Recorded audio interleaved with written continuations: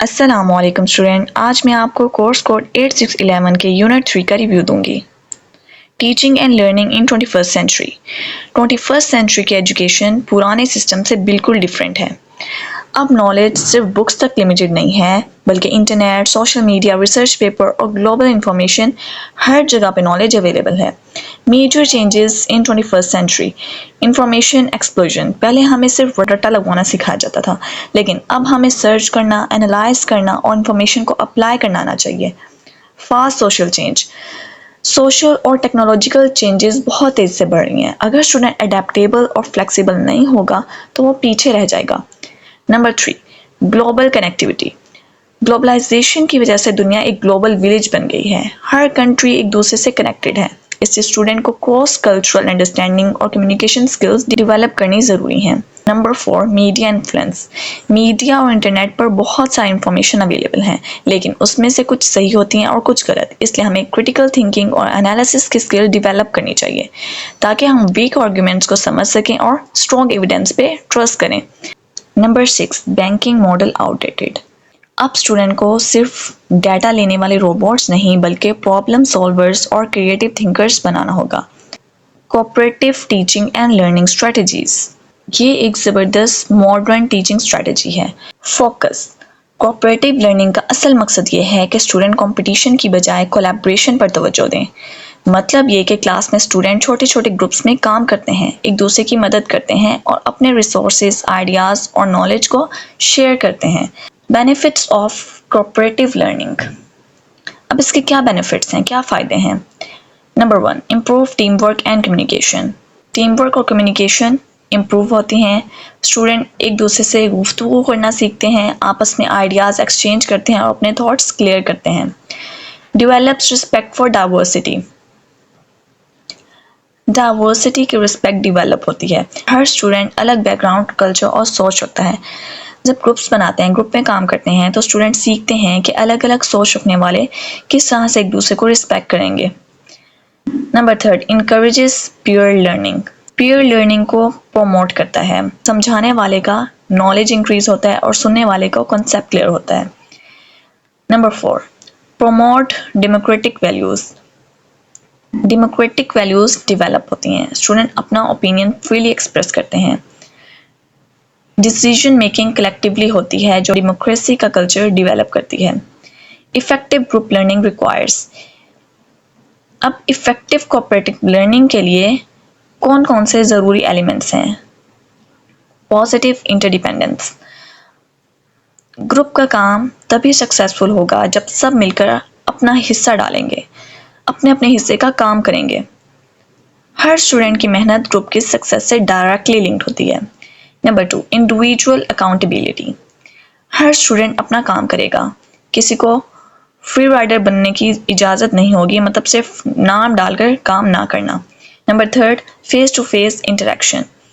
Student एक दूसरे के साथ बैठकर गुफ्तगू करते हैं, आइडियाज़ एक्सचेंज करते हैं। इस तरह सोशल इंटरेक्शन और कम्युनिकेशन स्किल्स स्ट्रॉन्ग होती है। Number 4, social skills development. Cooperation, patience, leadership और कॉन्फ्लिक्ट रेजोल्यूशन जैसे स्किल्स डेवलप होती हैं। स्टूडेंट सीखते हैं कि ग्रुप में अखलाकियात और डिसिप्लिन के साथ काम करना ज़रूरी है। Number 5, group self evaluation. हर ग्रुप अपने काम का एनालिसिस करता है कि उन्होंने सही काम किया या कोई कमी रह गई है। इस तरह वो अगले प्रोजेक्ट में बेहतरीन परफॉर्म करते हैं। Discussion and debate. अब हम समझते हैं कि डिस्कशन और डिबेट कैसे एजुकेशन में क्रिटिकल थिंकिंग को प्रमोट करते हैं। डिस्कशन क्या है? डिस्कशन एक इंटरैक्टिव गुफ्तगू है, जहाँ टीचर और स्टूडेंट दोनों एक्टिवली इन्वॉल्व होते हैं, जहाँ सवाल जवाब होते हैं। हर स्टूडेंट अपना पॉइंट ऑफ व्यू शेयर करता है, टीचर स्टूडेंट की बातों को समराइज करते हैं। डिस्कशन का मकसद ये होता है कि स्टूडेंट सिर्फ नॉलेज ना सीखें, बल्कि अपनी सोच को एक्सपेंड करें और नए आइडियाज़ पर फोकस करें। डिबेट क्या है? डिबेट एक फॉर्मल और स्ट्रक्चर्ड आर्गुमेंट होती है, जहाँ स्टूडेंट को अपने पॉइंट ऑफ व्यू को डिफेंड करना होता है। यहाँ एविडेंस और रीजनिंग का यूज़ होता है। हर साइड अपनी बात लॉजिकल तरीके से प्रूफ करने की कोशिश करती है। डिबेट में एक तरफ के फेवर में और एक तरफ अगेंस्ट में लोग बोलते हैं। बेनिफिट्स। डिस्कशन और डिबेट के बेनिफिट्स अब कौन कौन से हैं? Logical reasoning develops logical reasoning. Logical reasoning develop होती है, स्टूडेंट सीखते हैं बात को रीजन के साथ प्रूव करना। कम्युनिकेशन स्किल्स, इससे कम्युनिकेशन स्किल्स इंप्रूव होती है, स्टूडेंट अपने आइडियाज़ को क्लियरली और कॉन्फिडेंटली एक्सप्रेस करते हैं।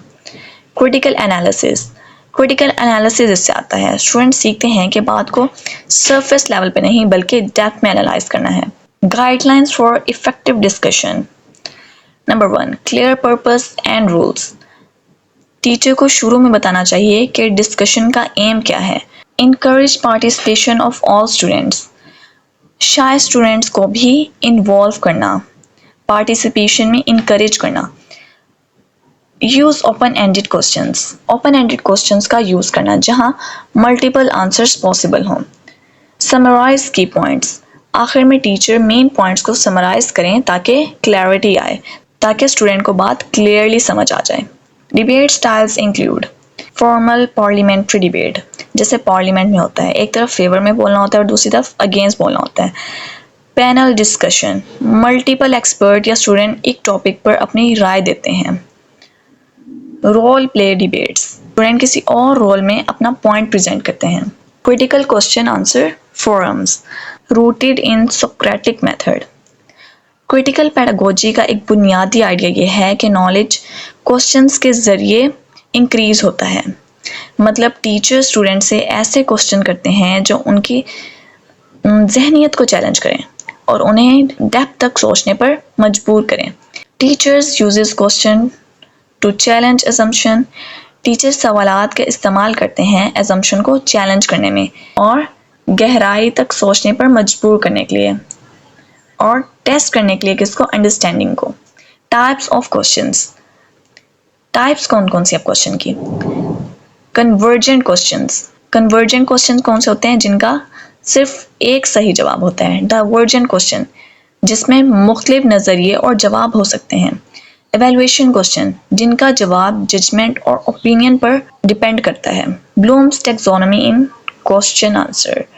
नंबर 1 नॉलेज, नंबर 2 कॉम्प्रिहेंशन, वजाहत करना। नंबर 3 एप्लीकेशन, मालूमात को अप्लाई करना। नंबर 4 एनालिसिस, चीज़ों को हिस्सों में तोड़कर समझना। नंबर 5 सिंथेसिस, आइडियाज़ को कंबाइन करना। नंबर 6 इवैल्यूएशन, जज करना। Classroom assessment techniques. कैट्स मतलब छोटी छोटी फीडबैक एक्टिविटीज़ जो ग्रेड का पार्ट नहीं होती, लेकिन टीचर को फ़ौरन आइडिया मिल जाता है कि स्टूडेंट समझ गए हैं या नहीं। कैट्स का मकसद स्टूडेंट की लर्निंग को क्लास के दरमियान ही चेक करना होता है, ताकि टीचर को फ़ौरन से फीडबैक मिले और वो अपनी टीचिंग स्ट्रेटजीज़ को बेहतर बना सकें। ये एक्टिविटीज़ एग्ज़ाम जैसी नहीं होती बल्कि छोटी और आसान होती हैं। प्रैक्टिस्टिक्स, लर्नर सेंटर्ड, फोकस हमेशा स्टूडेंट की लर्निंग पर होता है। Number 2 teacher directed, teacher guide करता है कि कौन सी कैट यूज़ करनी है, यानी कि क्लासरूम असेसमेंट टेक्निक यूज़ करनी है। म्यूचुअली बेनिफिशियल, टीचर और स्टूडेंट दोनों को फ़ायदा होता है। फॉर्मेटिव नॉट सुमेटिव, ये ग्रेडिंग या मार्क्स के लिए नहीं होती, सिर्फ लर्निंग इंप्रूव करने के लिए होती है।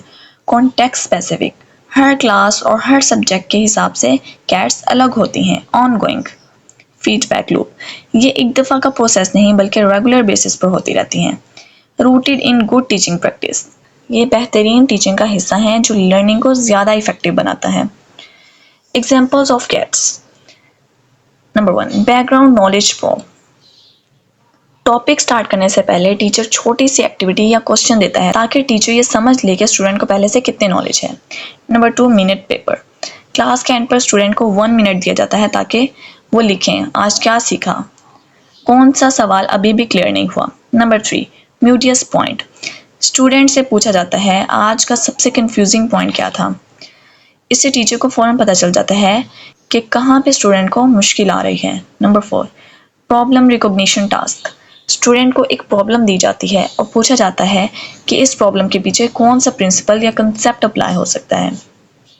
नंबर 5 डिफाइनिंग फीचर्स मैट्रिक्स, 2 या ज़्यादा कंसेप्ट का कंपैरिजन करवाया जाता है, जैसे सिमिलैरिटीज़ और डिफरेंसेस लिखना। एडवांटेजेस, अब इसके क्या क्या एडवांटेजेस हैं। कैट्स एक बहुत ही फास्ट और फ्लेक्सिबल तरीका है जो किसी भी वक्त और किसी भी क्लास में इस्तेमाल किया जा सकता है। इससे टीचर को फ़ौरन रिजल्ट मिल जाता है। इम्प्रूव स्टूडेंट मोटिवेशन, जब स्टूडेंट देखते हैं कि उनकी लर्निंग को फ़ौरन असेस किया जाता है और उनके ओपिनियन की भी अहमियत है तो उनका मोटिवेशन बढ़ जाता है। Immediate feedback for teacher and student, teacher को फ़ौरन पता चल जाता है कि स्टूडेंट ने टॉपिक समझा या नहीं, और स्टूडेंट को भी फ़ौरन फीडबैक मिलता है कि वो कहाँ स्ट्रॉन्ग है और कहाँ उसको इम्प्रूव करना है। इनकरेज रिफ्लेक्टिव लर्निंग, स्टूडेंट अपनी लर्निंग के बारे में खुद भी सोचने लगते हैं कि उन्होंने क्या सीखा और किन पॉइंट्स को दोबारा से रिवाइज करना है। Principles of use can be applied in any class type, cats किसी भी किस्म के क्लास में यूज़ किए जा सकते हैं, चाहे वो थ्योरी हो या प्रैक्टिकल सब्जेक्ट। फ्रीक्वेंसी, कैट्स को हर क्लास में करना ज़रूरी नहीं, टीचर और कॉन्टेक्स्ट के हिसाब से डिसाइड होता है कि कितनी दफ़ा इस्तेमाल करना है। फोकस और learner centre question. Number 4, student must know purpose, student को पहले ही बता देना चाहिए कि कैट्स का मकसद उनकी ग्रेडिंग नहीं है बल्कि उनकी लर्निंग को चेक करना और बेहतरी लाना है। उम्मीद है स्टूडेंट आपको ये चैप्टर अच्छे से समझ आ गया होगा। अगर आपका कोई क्वेश्चन हो तो आप कमेंट सेक्शन में पूछ सकते हैं। अल्लाह हाफिज़।